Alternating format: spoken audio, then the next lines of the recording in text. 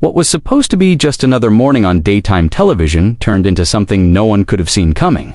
No producers, no hosts, and certainly not the millions watching from home. It started like any other episode of The View. The audience was buzzing. Lights were bright, cameras poised. There was laughter in the air, casual chatter backstage, and the comforting rhythm of a well-oiled production.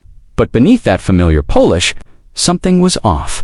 Tense, like thunder behind a curtain. And then Samuel L. Jackson walked onto the set. A Hollywood legend, a man with decades of gravitas in his walk and stories etched into his voice. He wasn't there to stir up trouble. He was there to do what he's done countless times before. Promote a new film, chat about the art, maybe trade a few laughs with the co-hosts. A respectful, easy segment. That's what he thought. But the moment he sat down, he could feel it. Whoopi Goldberg leaned in close, not for a warm welcome, but for a warning. "I hope you're ready to have a real conversation today," she said. Her voice just loud enough for him to hear over the ambient noise of the audience. Not just some fluff piece about your latest movie. Jackson's smile tightened. His hat tilted ever so slightly as he shifted in his seat. He wasn't a man who scared easy. He'd seen things on screen and off that would make lesser. Actors fold. But something in Whoopi's tone, the glint in her eye, it told him this wasn't going to be one of those friendly interviews. He kept his composure, nodded. "I'm always ready for real conversation. Whoopi." "That's never been a problem for me," she smiled back, but her smile didn't quite reach her eyes. "Good, because I've got some questions that might make you uncomfortable. Hope you can handle it." Right then, Jackson knew.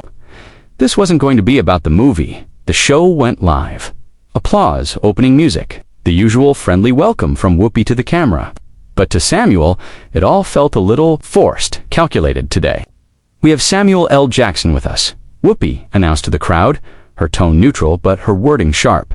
"An actor who's been around for what? For decades now. Still making movies at 75, which is impressive, though some might wonder if it's time to pass the torch to younger talent." Jackson felt that jab hit not just ageism, but a challenge to his relevance. Still, he kept his cool. "Well, Whoopi," he replied smoothly, "I'm still here because audiences still want to see what I bring to the screen. When they stop buying tickets, I'll stop making movies." But Whoopi didn't let up. "Don't you think there's something to be said for knowing when to step aside? I mean, how many more tough guy roles can one person play?" You could feel the air in the studio shift. A coiled discomfort snaking across the stage. The other co-hosts started fidgeting. Joy Behar tried to pivot, maybe ask about the film, but Whoopi steamrolled ahead. "I'm curious, Samuel," she said, leaning in, "about this pattern in your career. You seem to gravitate toward roles that glorify violence, that perpetuate certain stereotypes. Don't you think, as a black actor, you have a responsibility to choose better material?" And just like that, the gloves were off. Jackson's gaze hardened. His smile faded. There was a flicker of something darker behind his eyes. "Excuse me," he said, his voice low and even. "Are you seriously questioning my choice of roles? And suggesting I'm somehow betraying my race?" "I'm not suggesting anything," Whoopi snapped back. "I'm asking directly. When young black men see you on screen, what message do you think you're sending?" A silence fell. The kind that drowns out even the background murmurs of a live audience. The kind that lets you know you've stepped into dangerous territory. Jackson leaned forward. His voice dropped to that quiet, razor-sharp tone anyone who's ever seen him work knows all too well. "Let me get this straight, Whoopi. Sitting here on national television, questioning my integrity. Not just as an actor, but as a black man in America." His words cut clean. "No shouting, no dramatics. Just power, you're suggesting?" he continued. "That I've spent 4 decades in this business making choices that harm my community. I'm asking questions viewers deserve answers to," she said, her voice rising. "You've made millions playing characters that what?" Jackson cut in, voice sharp now, "that entertain, that tell stories, that show the full range of black talent in Hollywood." He shook his head, the fire beginning to flare. "You want to talk responsibility? Where was that concern when you were doing Sister Act 2? Or hosting Comic Relief?" Whoopi flushed red. "Don't you dare turn this around on me. We're here to talk about your choices, your impact." Jackson stood up. "My impact," he said, towering now. My impact has been 40 years of breaking barriers, of showing that a black actor can carry action, drama, comedy, everything. He turned to the audience, his voice swelling. My impact is proving that talent isn't defined by stereotype, that dignity and complexity can coexist on screen, something you, apparently, have forgotten. It wasn't a performance. It was a reckoning. The tension in the room had thickened into something almost physical. The other hosts sat like statues, eyes wide. The studio crew had stopped moving. Even the audience, normally a swirl of claps and giggles, was silent. Nobody knew where this was going, but everyone knew it had just crossed a line. Whoopi's eyes narrowed. Her voice trembled. I know what I see on screen, she said, and what I see is someone who's comfortable playing into Hollywood's worst impulses.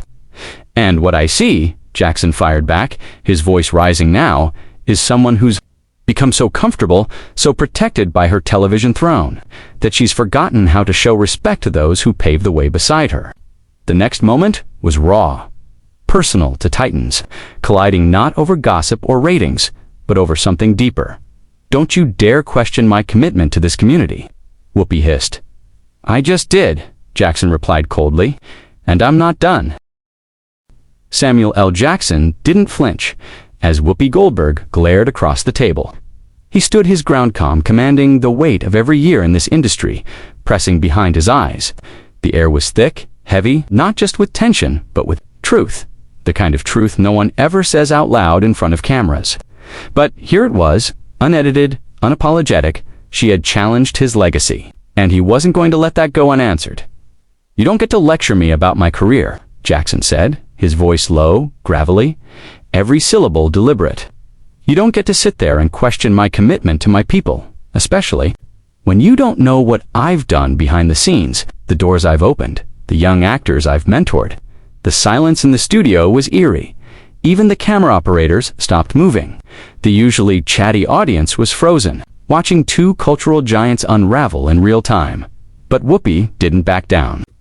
I know what I see on screen, she said, chin lifted, and what I see is someone who's made peace with playing into Hollywood's worst stereotypes. Jackson's laugh was short, cold. And what I see, he said, now fully facing her, is someone who's forgotten where she came from. Someone so embedded in their seat of power that they forgot how to lift up the people beside them without stepping on them first. That was the moment Whoopi snapped. Her composure, her broadcast, smile, all of it peeled away in an instant. Her voice cracked as she stood, slamming her hand against the table. How dare you question my commitment to this community, she spat. I've been fighting for representation longer than you've been famous. Jackson stood too. He didn't need volume. He didn't need theatrics. His voice, barely above a whisper, was more powerful than any shout. Since before what, Whoopi? Before I was taking roles other actors turned down because they were too real. Too raw, too black. You want to talk about representation. I am representation. She opened her mouth. Nothing came out. The audience wasn't just watching a show anymore. They were watching a reckoning, a showdown between two icons with decades of history. This wasn't scripted drama. It was something far more dangerous. Joy Behar tried again. Maybe we should take a break? No. Jackson's voice was like a shot. We're not hiding behind commercials. We finished this. His eyes never left Whoopi. I want to know, he said, why someone I've known and respected for years decided to use her platform to try and tear me down. On national television, for what Whoopi was shaking. Her co-hosts stared at the floor, afraid to look at either of them. I'm not tearing you down, she muttered. I'm asking the hard questions.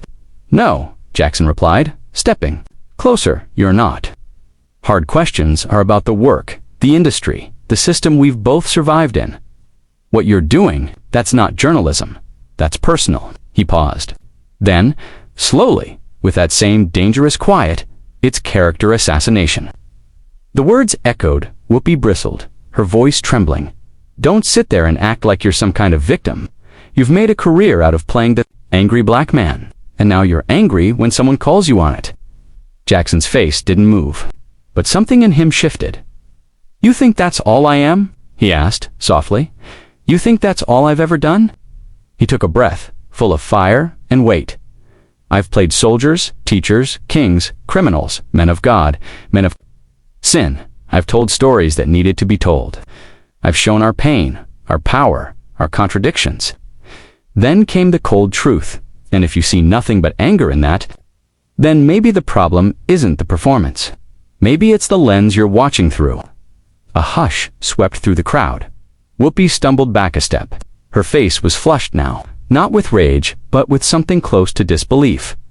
"You think you're better than everyone else?" she whispered. "You walk into rooms like you're untouchable, like nobody's allowed to question you." "My reputation," Jackson said, "was earned. Not by stepping on people, not by dragging down colleagues on TV, but by doing the work." Whoopi laughed, bitter and raw. "You call it work when you ignore people, when you act like you're too good to show up at industry events. You think that's respect?" "I call it dignity," Jackson snapped back. "I call it refusing to play the game. You seem to enjoy so much." She stepped forward now, unblinking. "So, standing up for black actors is a game to you?" "No," Jackson said. "It's Tuesday." The studio gasped. "And I do it without needing applause," he continued. "Without needing to make a public show, I do it because it matters, not because I want to look good doing it."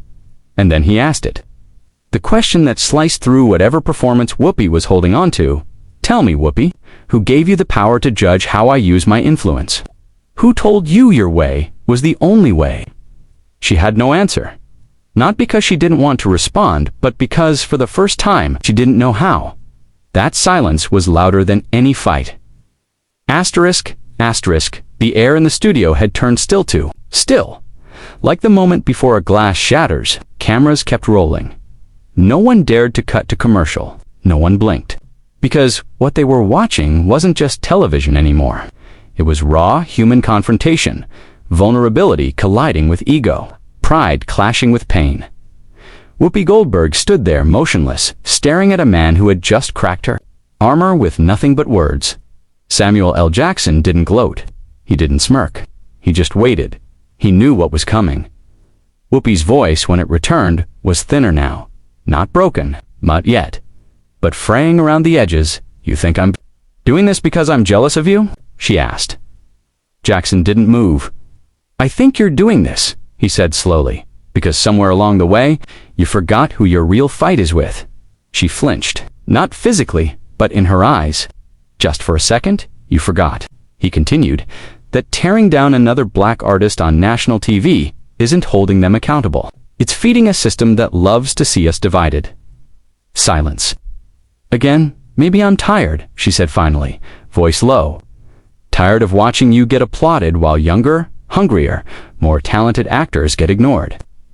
Maybe I'm tired of pretending you haven't coasted on your reputation while others struggle to be seen." "And maybe," Jackson replied, "you're projecting." The words hung in the air like smoke after a gunshot. "Tell me," he said, not letting up, "which roles should have gone to someone else. Name the actors. Explain why they were more deserving. Be specific, Whoopi." She opened her mouth, closed it, nothing. And that right there was the moment everyone saw it. This wasn't about justice or industry ethics, or even Samuel's film choices. It was about something older, deeper, a wound that had never healed, maybe between them, maybe inside her. "This isn't about them," Jackson said. "This is about you." He walked back to his chair and sat down slowly, deliberately, reclaiming the space with nothing but silence. "Let me make something clear," he said. "I didn't come here for this. I came here because your producers asked me to, because your audience deserves respect, and because I believed you would show me the same courtesy I've always shown you." Whoopi looked away. "You want to ask real questions?" he asked.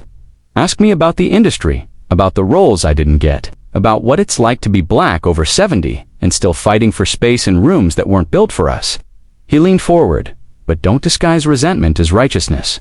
Don't put me on trial for the crime of surviving longer than you expected." For a moment, Whoopi's eyes glistened. It could have been sweat, could have been something more. "You think you've got it all figured out," she said, her voice cracking, "that your truth is the only truth." "No," Jackson replied softly, "but I know the difference between truth and a vendetta." And then he asked the question that no one could unhear. "Why today, Whoopi? Why now?" We've been at the same events for years. You never said a word. Not once. So why now, when I'm here to promote a movie that took 3 years to make? With a crew of people relying on this platform, did you decide to make it about you? She looked like she wanted to disappear. Not out of shame, but because she finally realized she'd miscalculated badly. I didn't mean don't finish that sentence unless you mean it, Jackson said, eyes steady. Because you can't take it back. The other hosts hadn't. Spoken in minutes. Joy Behar looked like she'd aged a year. Sunny Hostin looked on the verge of tears.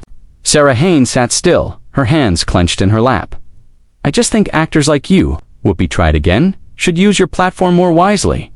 And who decides what wisdom looks like? Jackson asked. You, your version of wise, is not mine.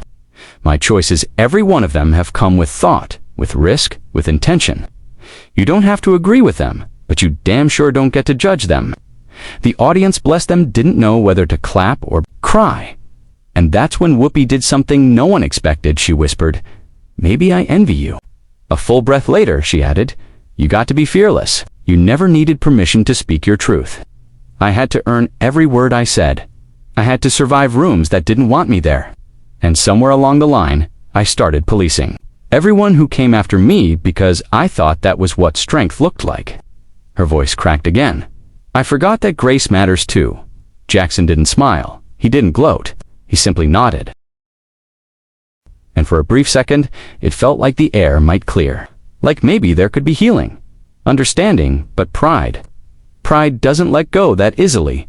Because just as fast as she softened, Whoopi bristled again. But that doesn't mean you're beyond critique. Jackson didn't argue. No one is, he said. But critique comes with context, with respect, not with a loaded question before a promo. And then finally, he reached for the microphone clipped to his jacket. He didn't rip it off. He didn't storm out. He unfastened it slowly, like a man finishing something with intention. Finality. Joy Behar stood. Samuel, please, he raised a hand. I've said what I needed to say. Then he looked straight at Whoopi. His voice was calm, measured, but every syllable landed like a closing chapter. I came here expecting a conversation. What I got was a staged takedown, and you of all people should know better than to use your seat at the table to throw knives. She said nothing. You want to talk about community, Whoopi? Jackson continued. It starts with how we treat each other when the cameras are rolling, and when they're not. And then he stood. No fireworks, no storming. Just the slow walk of a man whose dignity remained intact. As he reached the edge of the stage, he turned back. You had a choice today, he said, to honor this moment, or hijack it. And you chose the latter. And then he walked off. Asterisk, asterisk, for a few eternal seconds, the stage remained frozen. Samuel L. Jackson had exited the frame. But his words, his presence, they still lingered like smoke after a fire. The echo of his voice was still hanging in the rafters of that studio. Not angry, not bitter, just true. Whoopi Goldberg stood center stage, eyes fixed on the empty space where her longtime colleague had just walked off. She wasn't speaking anymore. She didn't need to. Her silence said everything. And the audience, they didn't know what to do with themselves. Some glanced nervously around the room. Others whispered quietly to their neighbors. There was no laughter, no applause, just the weight of reality sitting heavy on every seat. The cameras kept rolling. The producers, usually armed with cue cards and commercial prompts, didn't know what to cut to, because this wasn't just a segment gone wrong. It was a moment of reckoning, a glimpse behind the curated smiles and rehearsed opinions of daytime TV. This was two giants crashing into each other under the fluorescent lights, and everyone else getting caught in the blast radius. Joy Behar finally broke the silence. Well, we'll be right back, she said, her voice uncertain, like even she didn't believe it. But they didn't cut to commercial. Not immediately, not because they didn't want to, but because it felt wrong to interrupt what had just happened with a tied ad in Whoopi. She just sat back down. No commentary, no clever wrap-up. Just a deep breath. In, out. Shoulders rising, falling, and for once, the woman known for always having the last word had none.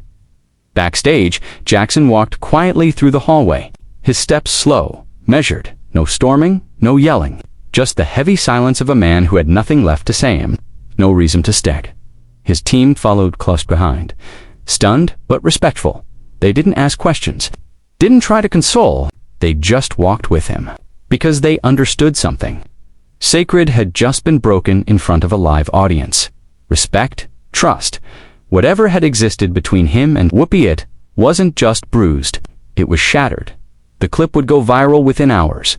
Every entertainment, blog, every social media platform. It would trend on Twitter before the West Coast even woke up. Samuel L. Jackson walks off the View. Whoopi Goldberg faces backlash. Daytime TV just changed forever. But for those who watched it live, no headline could capture the nuance of what really happened, because this wasn't about ego. It was about something deeper, something older. Two icons shaped by decades of battle standing in the arena one last time, not to fight each other, but to defend everything they'd built. And that's what made it so hard to watch, because beneath the words, the tension, the raised voices, there was history. Shared struggle, shared legacy. And it had all come undone in the space of 20 painful minutes. In the days that followed, everyone had an opinion. Some said Whoopi was right to challenge Jackson, that no one, no matter how respected, should be beyond questioning. Others said Jackson had been ambushed, that it was a betrayal, an unspoken line crossed between colleagues who'd once fought on the same side. But what few people understood was that both things could be true. Whoopi Goldberg had spent her career fighting for space in an industry that often denied it to women who looked like her. She knew what it meant to be overlooked, to be disrespected. And somewhere along the way, she'd learned to fight back hard. But what she hadn't learned was when to put the sword down. And Jackson, he was never the kind to play the Hollywood game. He didn't attend every party, didn't nod politely through fake praise. He earned his place through sheer force of talent and integrity, and he expected the same in return. So, when a friend turned the spotlight into a firing squad, he chose something rare in this business. He chose to walk away. And what remained? An empty chair, a broken friendship, a moment that couldn't be edited out. The View never officially addressed the incident. Not in detail, there were vague statements. Something about spirited discussion, about respect for all guests. But the audience knew better. They had seen the raw footage, the unfiltered truth, and for weeks, months, even people kept coming back to that moment, rewatching, reanalyzing, not because it was sensational, but because it felt real, more real than anything daytime TV had shown in years, and maybe, in a strange way, that's what made it matter. Because beyond the drama, beyond the headlines, beyond the internet chaos, there was something honest in that confrontation. Something painful. Something necessary. A reminder that even legends bleed, that even titans falter, and that sometimes growth sounds like silence after a storm.